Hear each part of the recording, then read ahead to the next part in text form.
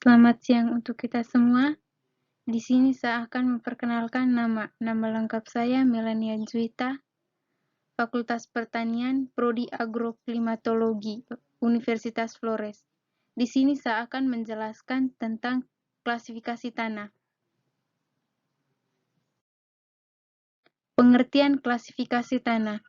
Klasifikasi tanah adalah cara mengumpulkan dan mengelompokkan tanah berdasarkan kesamaan dan kemiripan sifat dan ciri-ciri tanah, kemudian diberi nama agar mudah diingat dan dibedakan antara tanah yang satu dengan lainnya. Tujuan klasifikasi tanah yang pertama, mengorganisasi atau menata tanah. Yang kedua, hubungan individu tanah. Yang ketiga, memudah mengingat sifat-sifat tanah. Yang keempat, mengelompokkan tanah untuk menafsirkan sifat, penelitian, mengetahui lahan-lahan yang baik.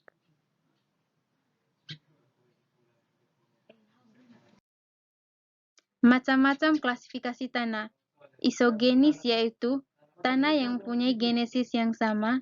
Isomorf yaitu tanah yang kenampakan yang sama. Isofungsi yaitu tanah yang mempunyai fungsi sama dalam lingkungan. Isotropik yaitu tanah yang mempunyai lokasi yang sama.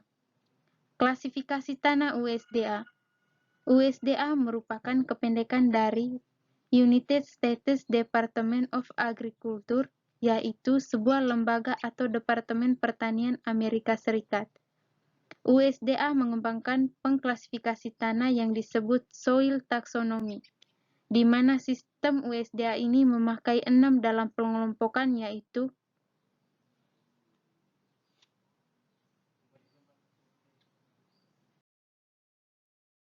pertama, ordo tanah. Ordo tanah dibedakan berdasarkan oleh ada tidaknya horizon tanah penanda serta jenis atau sifat dari horizon penanda tersebut.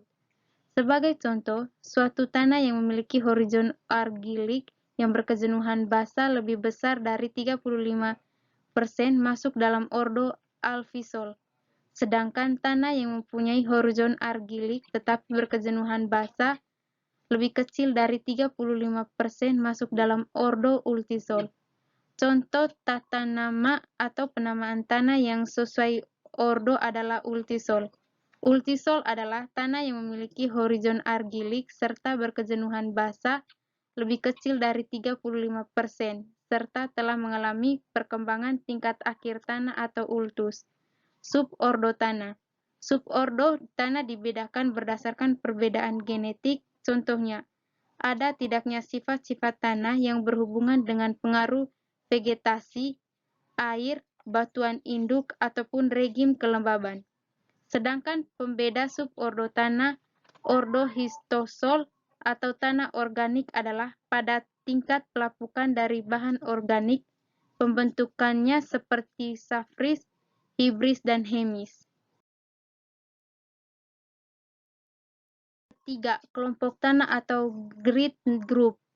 Kelompok tanah dibedakan berdasarkan atas perbedaan tingkat perkembangan tanah, regim suhu, jenis tanah, susunan horizon, kelembapan, kejenuhan basah, serta ada tidaknya lapisan penciri lain seperti duripan.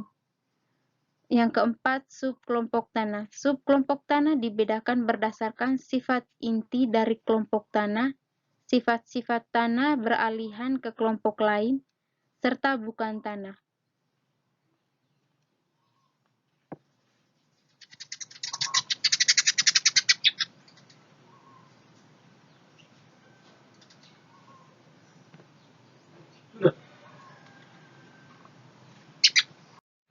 Yang kelima, famili tanah. Famili tanah dibedakan berdasarkan sifat-sifat tanah yang penting untuk engineering ataupun pertanian, meliputi sifat tanah berupa susunan mineral liatnya, sebaran besar butir, dan regim suhu pada kedalaman 50 cm. Yang keenam, seri tanah. Seri tanah dibedakan berdasarkan jenis dan susunan, tekstur tanah, horizon, struktur, warna, rekahan tanah tiap horizon, sifat-sifat mineral tiap horizon, dan sifat kimia tanah.